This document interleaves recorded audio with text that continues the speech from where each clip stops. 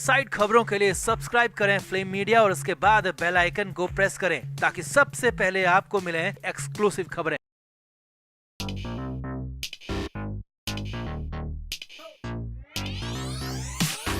महाराष्ट्र की सियासत से जुड़ी बड़ी खबर है और इतनी बड़ी खबर है कि भूचाल आ सकता है, क्योंकि इस बार मामला शरद पवार के घर तक पहुंच गया है। घर क्या, बिल्कुल उनकी बेटी को ही घेर लिया गया है, चक्रव्यूह बना लिया गया है। और ऐसा करने वाला कोई और नहीं बल्कि उनके ही अपने यानी कि उद्धव ठाकरे हैं। और ऐसी खबरें आ रही हैं कि चक्रव्यूह बनाकर उद्धव ठाकरे ने शरद पवार के खिलाफ काम कर दिया है। संजय राउत को हथियार बना लिया। राउत ने रातों रात बाजी पलट दी। तो दिखाते हैं, बताते हैं आपको क्या है सब कुछ मामला।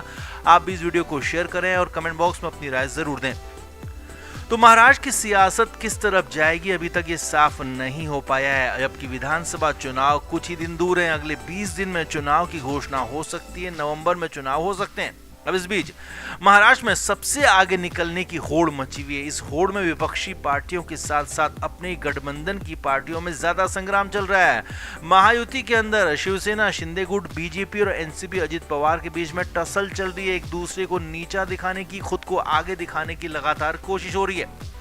वहीं दूसरी तरफ महाविकास अघाड़ी में तो हालात और ज्यादा खराब है। यहाँ तो लड़ाई और ज्यादा चरम पर है।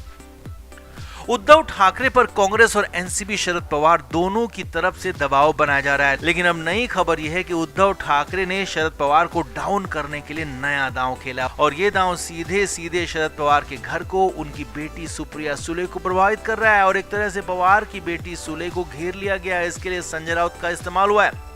सूत्रों के हवाले से बड़ी खबर ये आपको बता रहे हैं कि पवार की बेटी सुप्रिया सुले पुणे की खड़कवासला सीट से विधानसभा चुनाव लड़ने की तैयारी कर रही हैं। हालांकि सुप्रिया सुले सांसद हैं, लेकिन फिर भी वो विधानसभा चुनाव लड़ने की भी तैयारी कर रही हैं, क्योंकि हमने ही पहले आपको बताया था कि अजीत पवार अब शरद पवार के पास से जा चुके हैं। लिहाजा शरद पवार पूरी तरह से सुप्रिया सुले को आगे रखकर काम कर रहे हैं, आगे रखकर पॉलिटिक्स कर रहे हैं। और यहाँ तक कि चुनाव के बाद सुप्रिया सुले को मुख्यमंत्री तक बनाने की प्लानिंग में शरद पवार जुटे हुए हैं। और इसीलिए पुणे की खड़गवासला सीट को चुना गया है। यहां से सुप्रिया सुले चुनाव लड़ने की तैयारी कर रही है, लेकिन यहीं पर उद्धव ठाकरे ने उनको घेर लिया। यहां पर उद्धव ठाकरे की पार्टी में हाल ही में शामिल हुए वसंत मोरे ने भी दावा ठोक दिया है।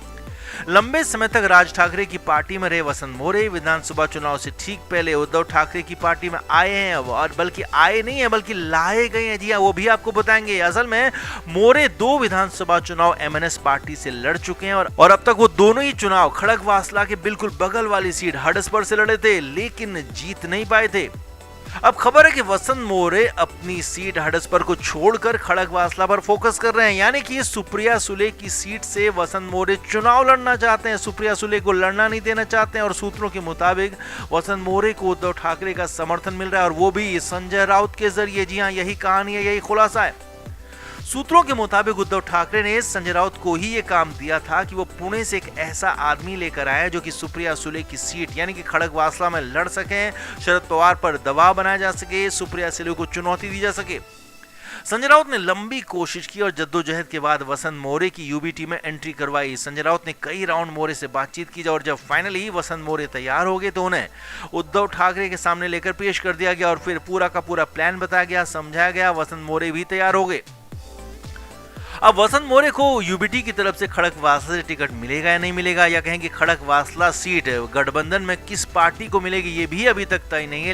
लेकिन खबर यह है कि वसंत मोरे के दावा ठोकने के बाद शरद पवार बैकफुट में आ गए और पवार ने इसके लिए संजय राउत से बात की, क्योंकि संजय राउत शरद पवार के भी काफी करीबी माने जाते हैं। लेकिन संजय राउत ने डबल क्रॉस किया और अपने आका उद्धव ठाकरे की तरफ हो गए। तो कुल मिलाकर उद्धव ठाकरे के इशारे पर संजय राउत ने यहाँ पर काम किया है। सुप्रिया सुले को घेर लिया गया था कि सुले चुनाव ही न लड़ पाए, और चुनाव लड़ भी ले तो जीत ना पाए, क्योंकि तब मुख्यमंत्री की कुर्सी का एक और दावेदार वैसे ही कम हो जाएगा। और यही प्लान था, यही खबर थी। तो आपका इस पूरे मामले पर क्या कहना है बॉक्स में जरूर बताएं, वीडियो को शेयर भी करें।